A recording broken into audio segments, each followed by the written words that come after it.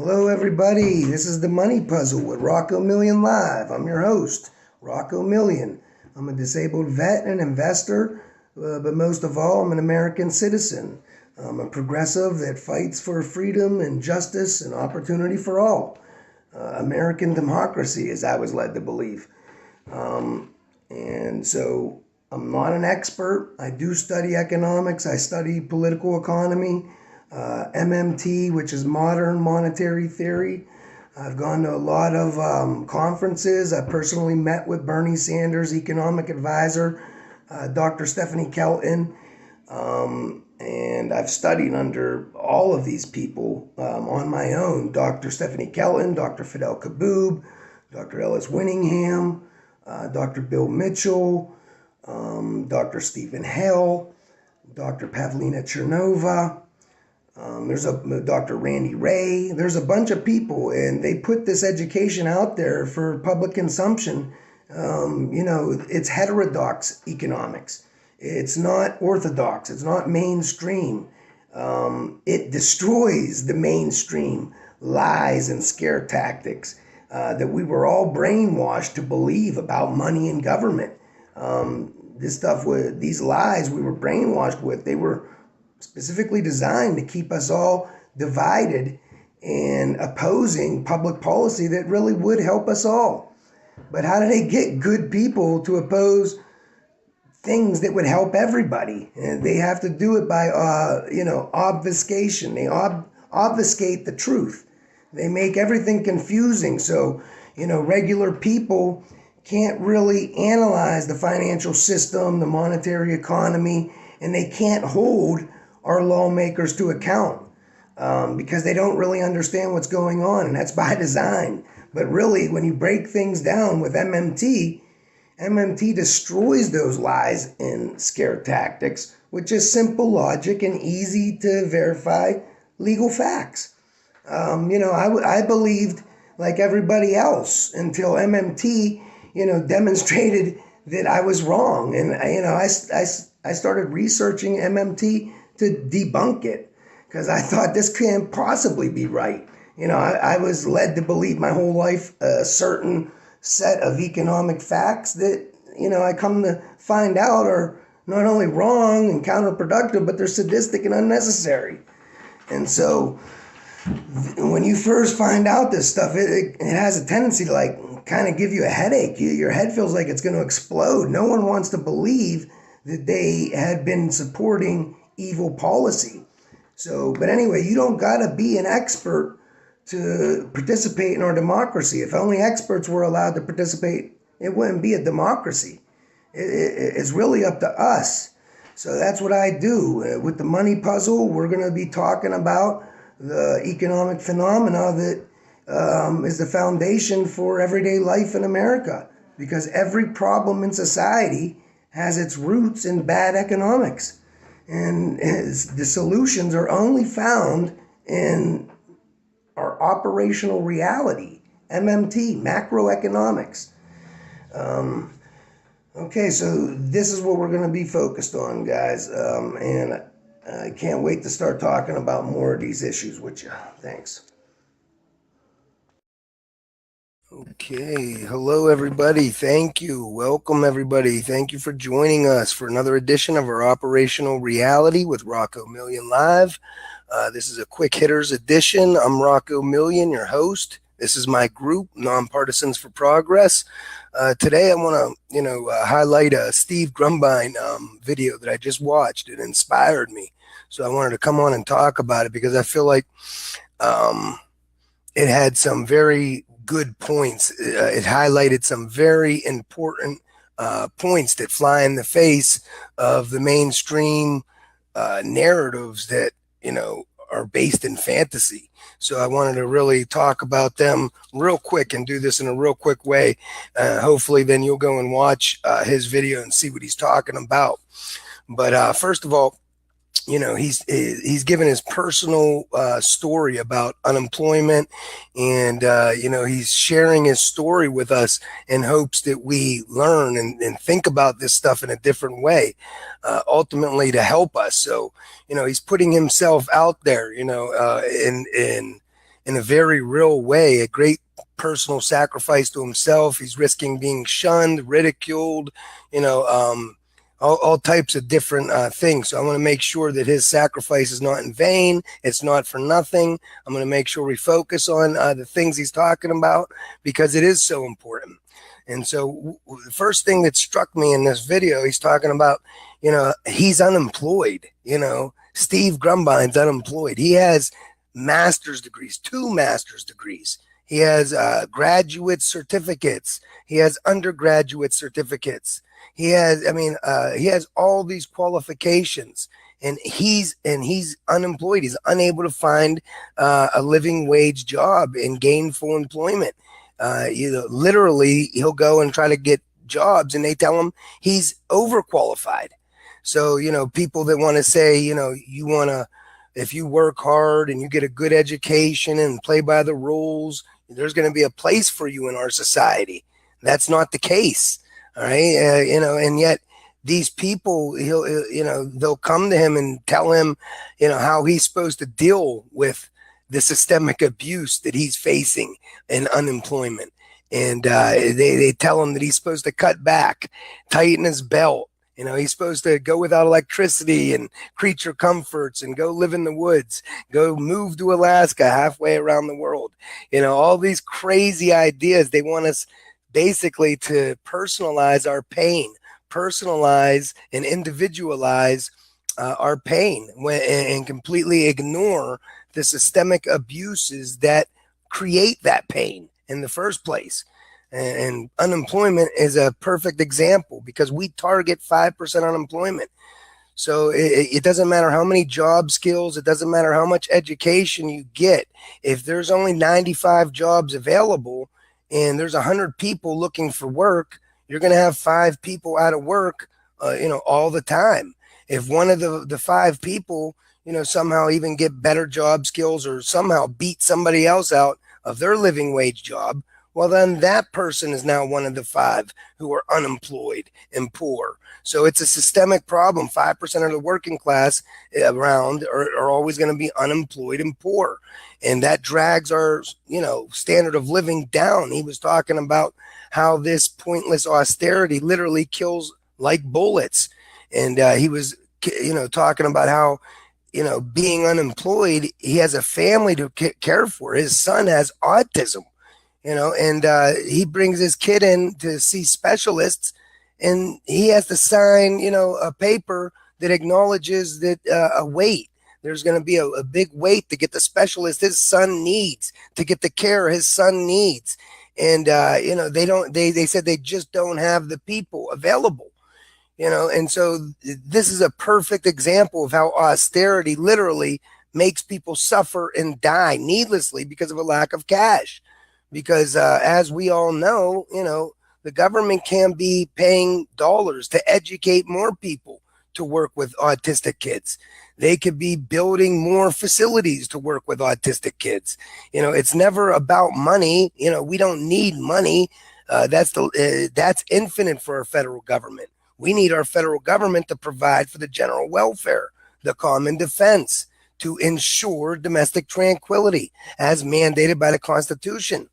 And and so we have to understand that government's not doing its job. This is not our fault. We should never be victim blaming. We should never have to tighten our belts and grin and bear it, or just wait and something good will come along. People have to eat now.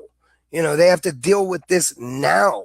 And so, like Chris Hedges was saying in a video I watched a couple days ago, this notion of anime, rulelessness. He was talking about. It's when social bonds are destroyed. These social norms, things like when they say, if you get a good education and play by the rules, follow the law, we're going to have a place for you in society. When these universal norms and bonds are broken, people lose their place in society. They lose their connection to society. They lose their purpose of being. And, and so they lose hope. And Steve was talking about being frightened. He's scared. He's scared for his family.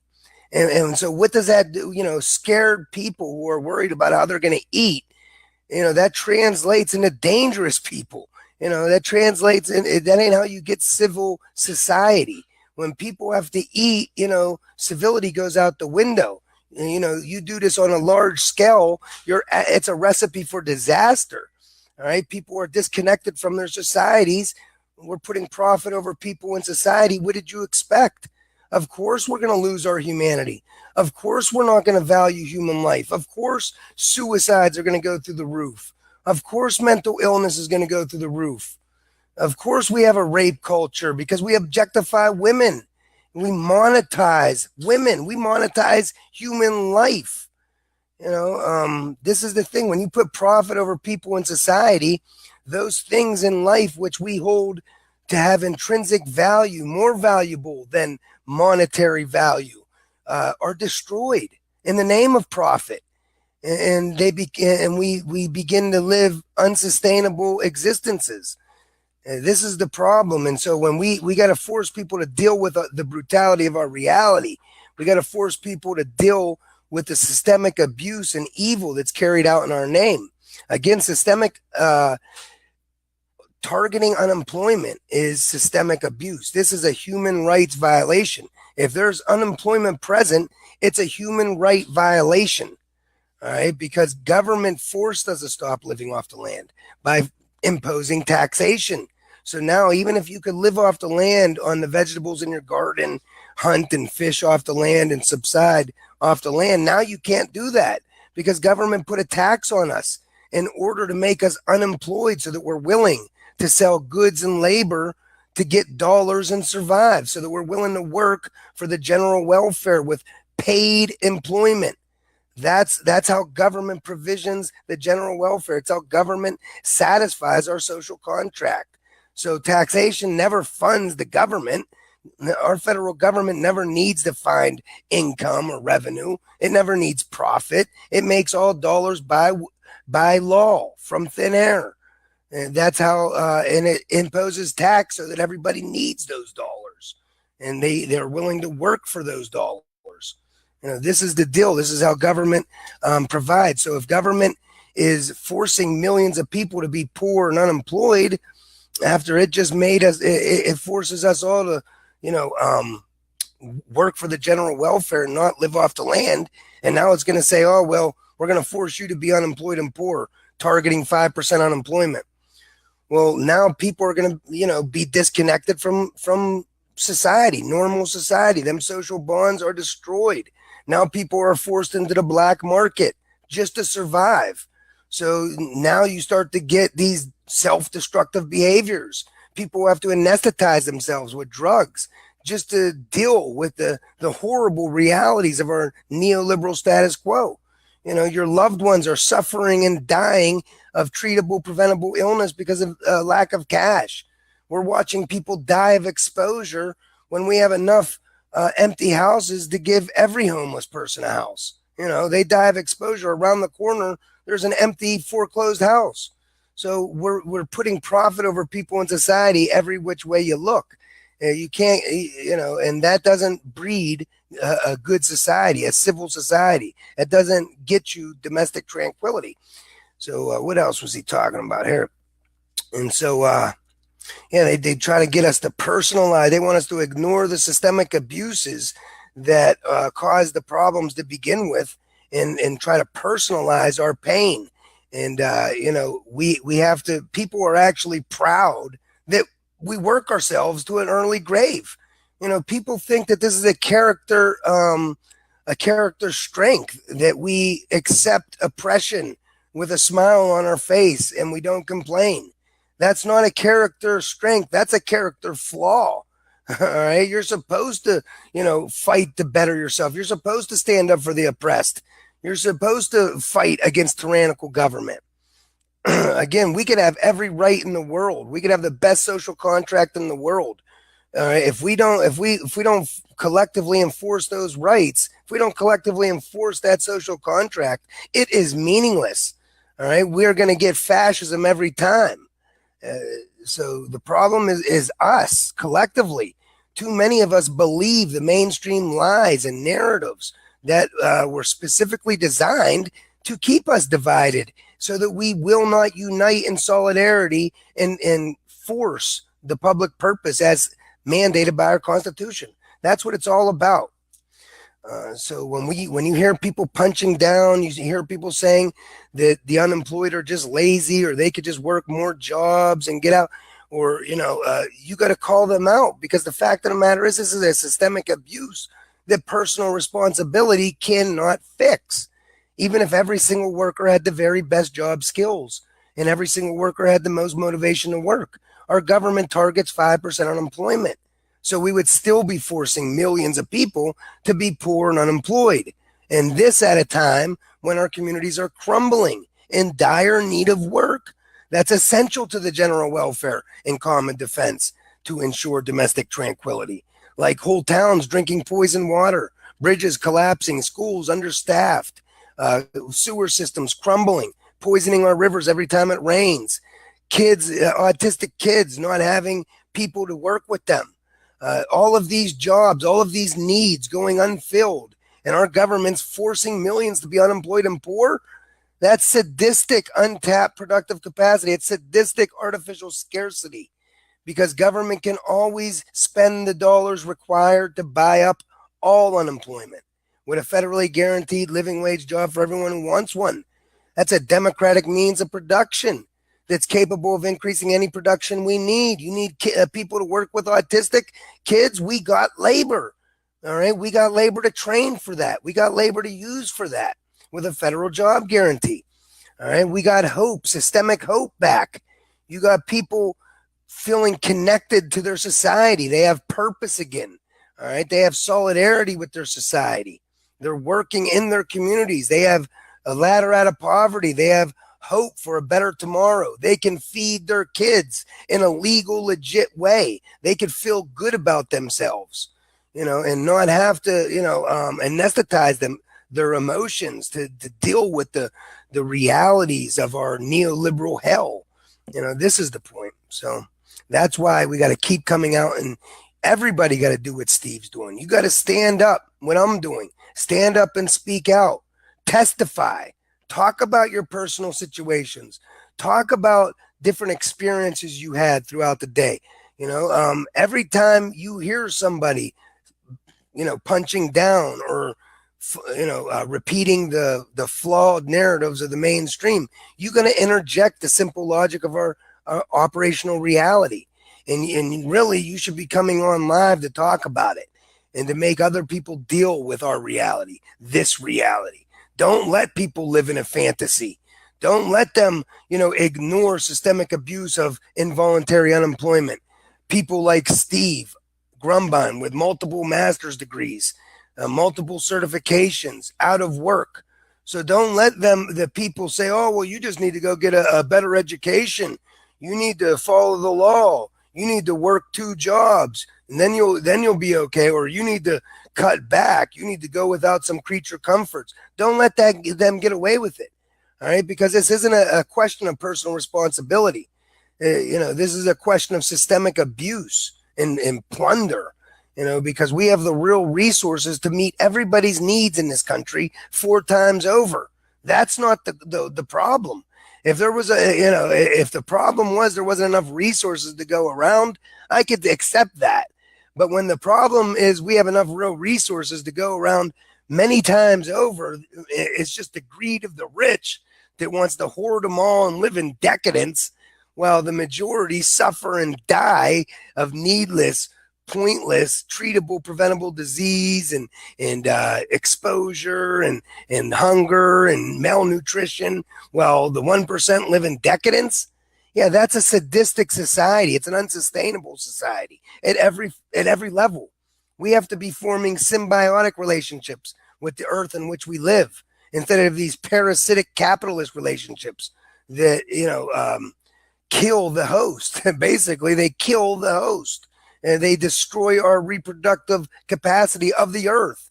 For short-term profits, they're driving our species over an edge. And we collectively accept it. We believe the lies of the mainstream. We punch down. We fight with our fellow man. We victim blame. We rationalize systemic abuse like imperialism, for-profit imperialism, or the drug war, or whatever you want to say. So I'm going to keep doing this every day. I hope that you join me. We need you to. All right. And remember, we don't fight because we know we're going to win.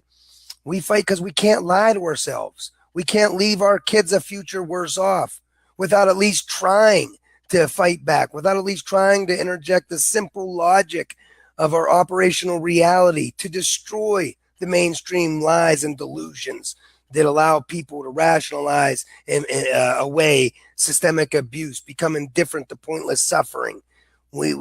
Because really, the struggle isn't about winning. The struggle is about who we are.